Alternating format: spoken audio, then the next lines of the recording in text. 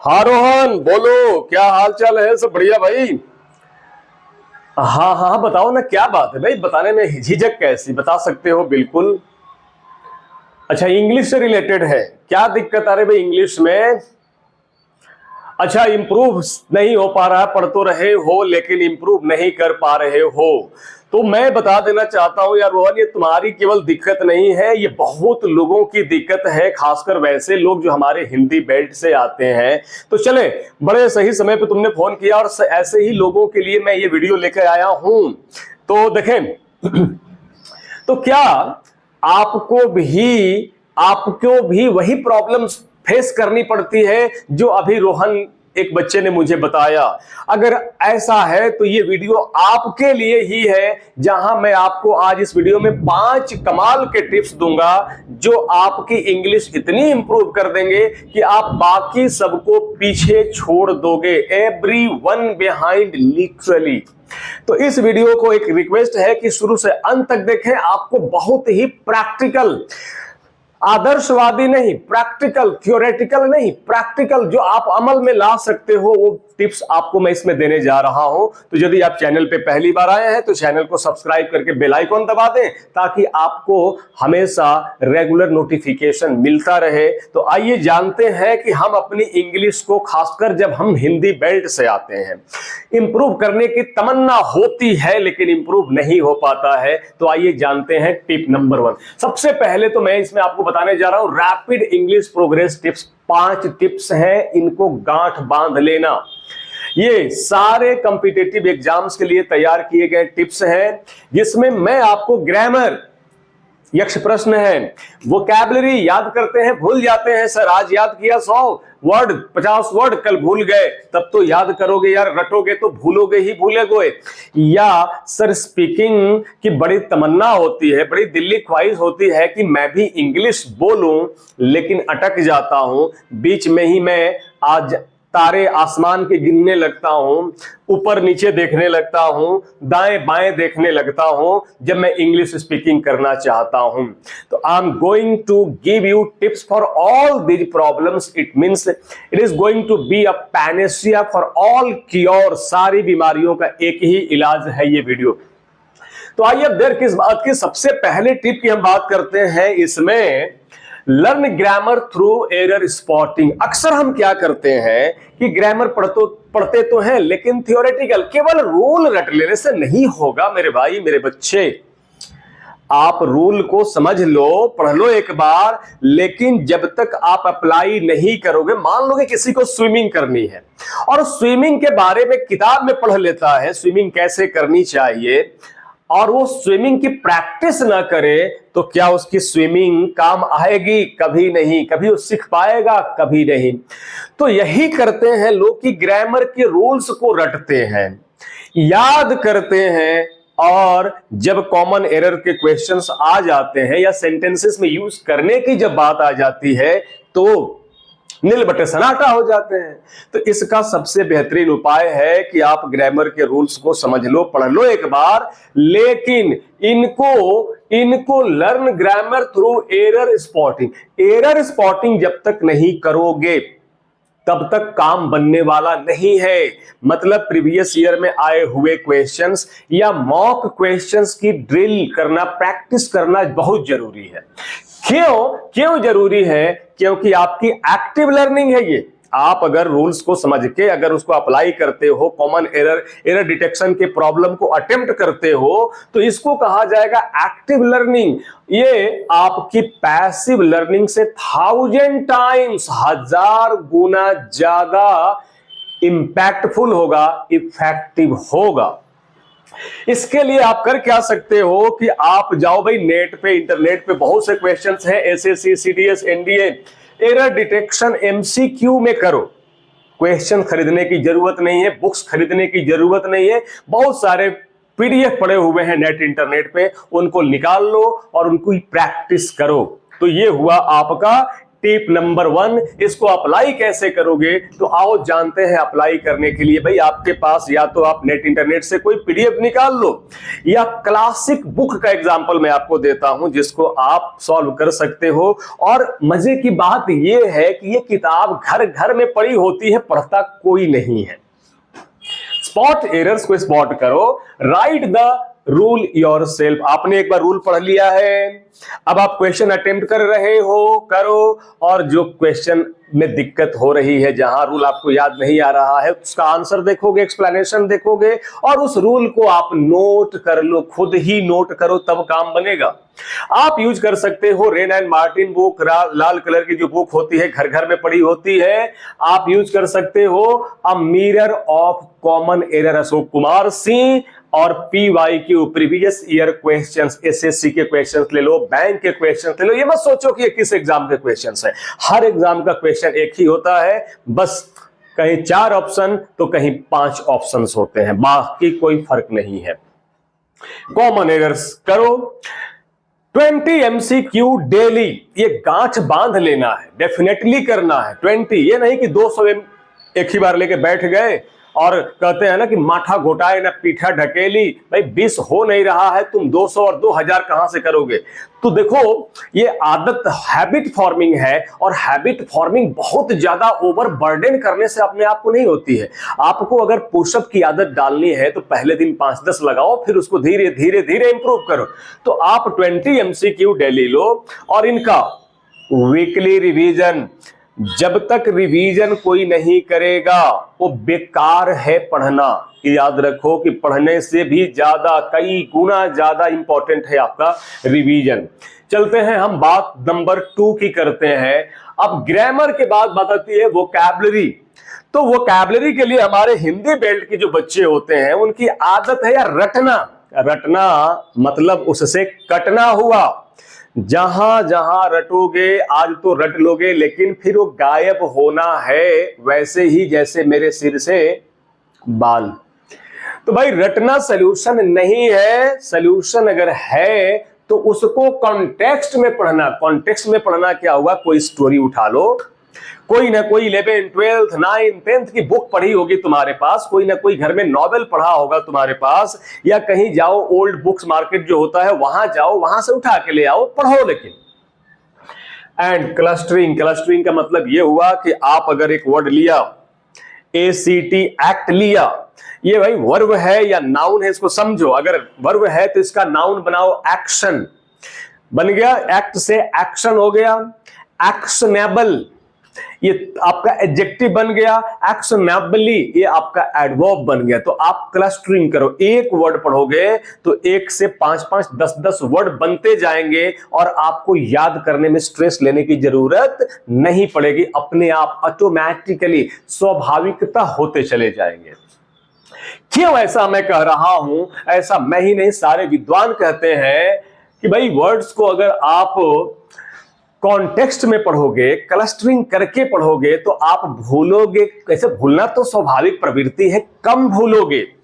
Learn via editorials. आप the Hindu का editorial ले लो, आप इंडियन एक्सप्रेस का एडिटोरियल ले लो। एडिटोरियल नहीं हो पाता है तो चंपक ले लो, नंदन ले लो, बच्चों वाली मैगजीन ले लो, कोई पंचतंत्रा की बुक ही ले लो। लेकिन रीडिंग जरूरी है। जब तक रीडिंग नहीं तब तक लर्निंग नहीं। अगर आपको सीखना है वोकैबुलरी या लैंग्वेज पे पकड़ बनानी है तो reading habit is must must must. अब इसको अप्लाई कैसे करना है इसको देखते हैं। भाई सबसे पहले तो नेमोनिक्स होता है। जैसे बच्चे जीएस याद करने के लिए कुछ फार्मूला बना लेते हैं, उसी तरह से इसमें भी नेमोनिक्स बना लेना है। जैसे अब एक वर्ड है ABRO, एब्रोगेट, और एब्रोगेट का मैं नेमोनिक्स बताता हूं कि अब्रोगेट, अब रो गेट। अब तुम गेट पे जाके रो, तुम्हारा काम नहीं होगा। तुमने गलती कर दी है, तुमने देर कर दी है, तुमने ब्लंडर कर दिया है, तुमने नियम कानून की धज्जियां उड़ा दी है। अब जाओ रो गेट पर। एब्रोगेट का मतलब तुम्हारा काम कैंसिल। तो एब्रोगेट का मतलब कैंसिल होता है, यही कहलाता है नेमोनिक्स। सिनोनिम और एंटोनिम प्रैक्टिस करो। कोई वर्ड लो, उसके दो चार सिनोनिम, दो चार एंटोनिम्स की प्रैक्टिस करो। हिंदी मीनिंग लिख लो भाई, हिंदी मीनिंग भी जान लो, क्योंकि हिंदी से अगर कोई आता है हिंदी बेल्ट से तो उसको ज्यादा स्ट्राइक करता है। लर्न इन थीम्स, जैसे आपको लॉ का आपका फील्ड है तो लॉ रिलेटेड वर्ड्स उठा लिए, फाइनेंस रिलेटेड वर्ड्स उठा लिए। नहीं, इस तरह से आप थीम्स में पढ़ो। एबडक्ट जैसे हो गया, एक्विट हो गया, वर्डिक्ट हो गया, ये लॉ रिलेटेड वर्ड्स हो गए। वोकैब की डायरी तो बहुत बनाना जरूरी है। आज पीडीएफ का दौर आ गया है, बस हम पीडीएफ सेव कर लेते हैं, वो अच्छी बात है, रखनी चाहिए, लेकिन आपकी हैंड रिटन नोट्स डायरी में होने चाहिए।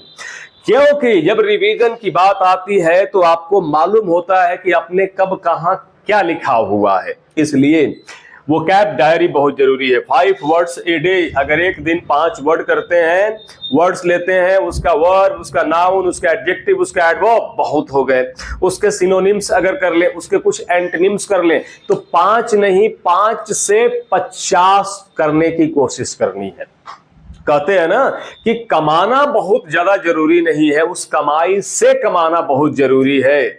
जब आप सोए हुए हो तो भी आपकी जो मतलब कि सेविंग है, आपका जो पैसा है आपके लिए वो कमा रहा है, तभी आप अमीर बन सकते हैं। तो उसी तरह से वोकैबुलरी में भी है, एक वर्ड लिया, उसके डिफरेंट पार्ट्स ऑफ स्पीच कर लिया, फिर उसके सिनोनिम्स कर लिए, उसके एंटोनिम्स कर लिए, मोर देन इनफ होगा।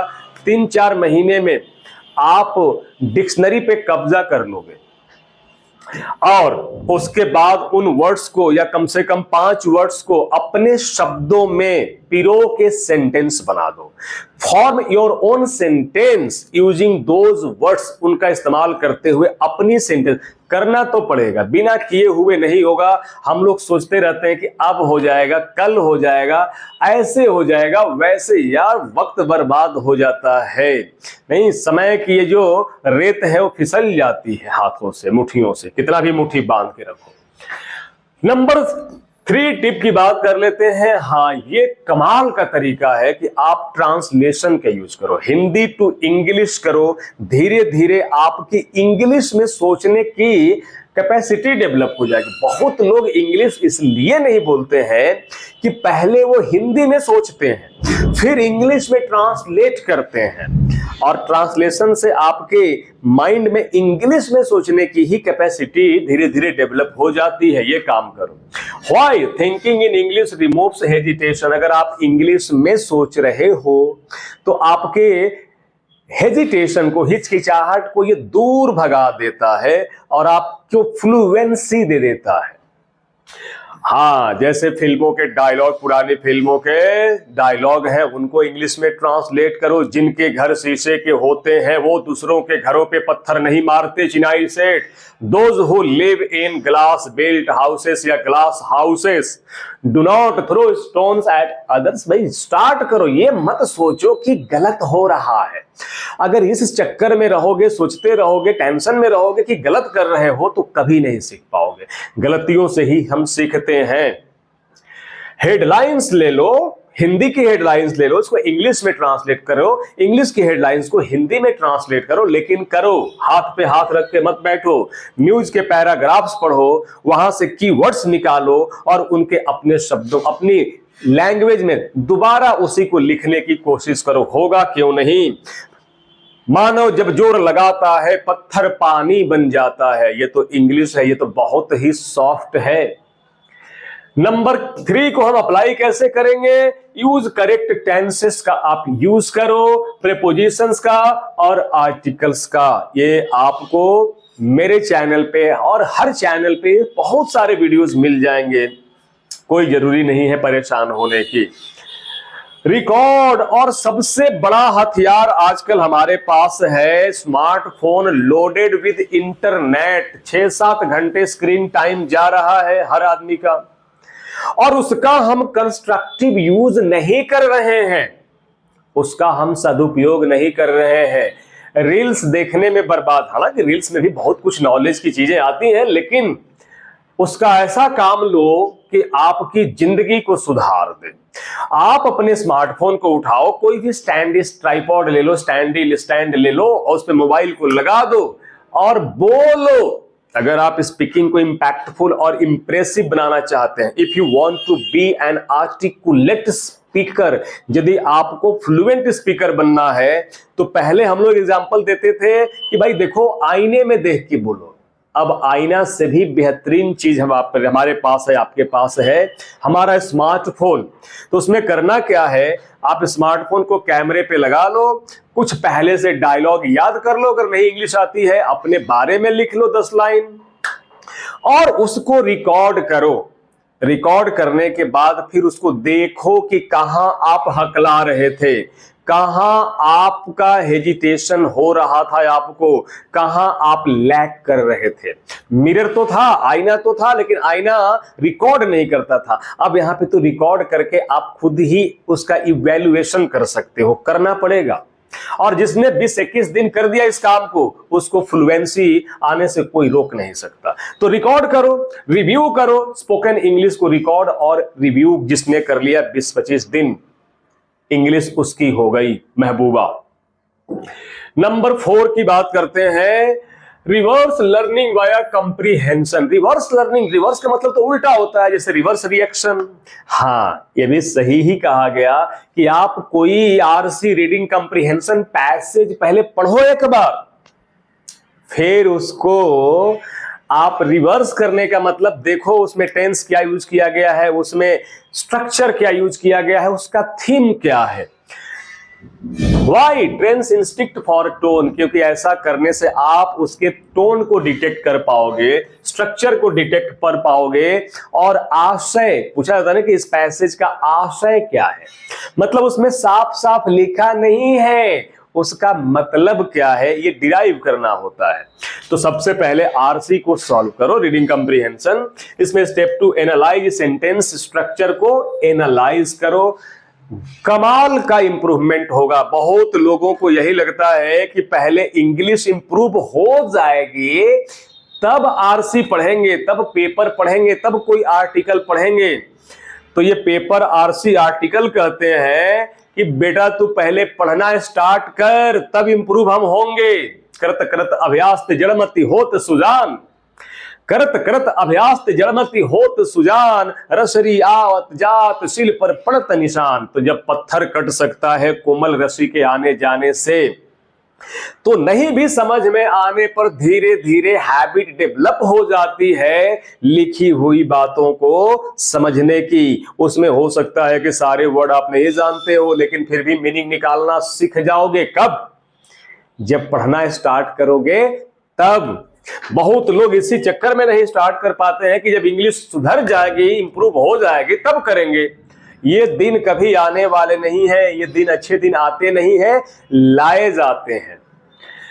कैसे अप्लाई करना है इस टिप को? Reconstruct in your words after solving. आपने आरसी पढ़ लिया, कोई आर्टिकल पढ़ लिया, उसके मेन पॉइंट्स को नोट करो अगर इफेक्टिवली इंप्रूव करना चाहते हो। नोट करने के बाद उसको फिर अपने शब्दों में उसी पैसेज को लिखने की प्रैक्टिस करो। हाँ, शुरू में लगेगा कि माथा फट रहा है, कोई वर्ड नहीं आ रहा है दिमाग में, क्या लिखूं, लेकिन लिखना है, गलत ही लिखना है। इस बात पर तो ध्यान देना ही नहीं है कि गलत लिख रहा हूं, बस लिखना है। चलना है, केवल चलना है। कहा गया है ना, आरसी प्रसाद सिंह ने कहा था जीवन के झरना में कि चलना है, केवल चलना है, यह जीवन चलते ही रहता है। चलना है, केवल चलना है, यह जीवन चलते ही रहता है। मर जाना है, रुक जाना ही, मर जाना है, रुक जाना ही, निर्झर यह झर कर कहता है। रुक गए तो रुका हुआ पानी सड़ जाता है, उसी तरह से रुका हुआ आदमी बेकार हो जाता है। तो चलना है, काम करते जाना है। Use SSC, CGL, tyre 2, CDS, CSAT, level RC. धीरे धीरे भाई हम अपना लेवल बढ़ाएंगे और बढ़ते चला जाएगा। जो कभी हिंदी मीडियम से आते थे नहीं, जिनकी इंग्लिश की क्लासेस जाके 6ठी 7वीं में स्टार्ट हुई, वो भी आज कैट की आरसी पढ़ाते हैं और वो कहीं दूर नहीं, आप ही से बात कर रहा है इस समय। नंबर 5 फाइनल टिप की बात करता हूं। Take the 6 week challenge. आप जब तक चैलेंज नहीं लेते हो, अपने आप को जब तक कोई ललकारता नहीं है, वो किसी काम का होता नहीं है। तो take the 6 week challenge plan लेना पड़ेगा। जब तक हम टारगेट सेट नहीं कर पाते हैं, तब तक हम कुछ अचीव नहीं कर पाते। तब तक हमें लगता है कि हम कल कर लेंगे, आने वाले समय में कर लेंगे, ये हो जाएगा तब कर लेंगे, वो हो जाएगा तब कर लेंगे, मौसम अच्छा हो जाएगा, ठंडा हो जाएगा तब रिकॉर्ड करेंगे। नहीं भाई, काम करना है केवल। Time limits create momentum. क्योंकि समय आपने अपने लिए चैलेंज डेडलाइन सेट कर दिया, तो ये moment limit, time limit create momentum create करता है। ये रिदम ला देगा आपके अंदर, जुनून भर देगा।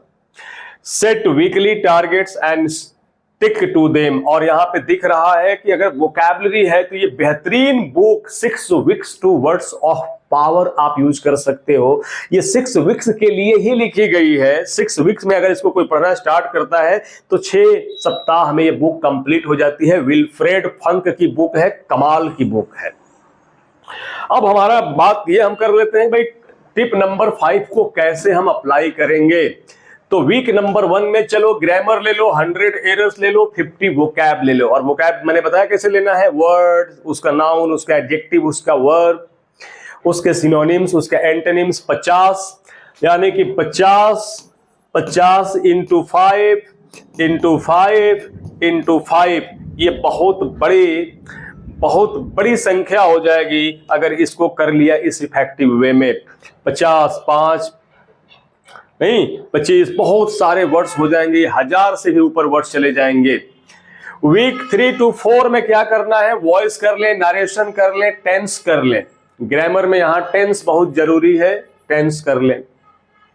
और वीक 5 to 6 में मॉक टेस्ट दें, रिकॉल, प्रैक्टिस को रिकॉल करें। ये काम करना पड़ेगा अगर इंप्रूव करना है, नहीं तो सोचते रह जिंदगी कट जाती है और लास्ट में मलाल हो रह जाता है। सबसे बड़ा मलाल कि मैं कर सकता था लेकिन मैंने किया नहीं।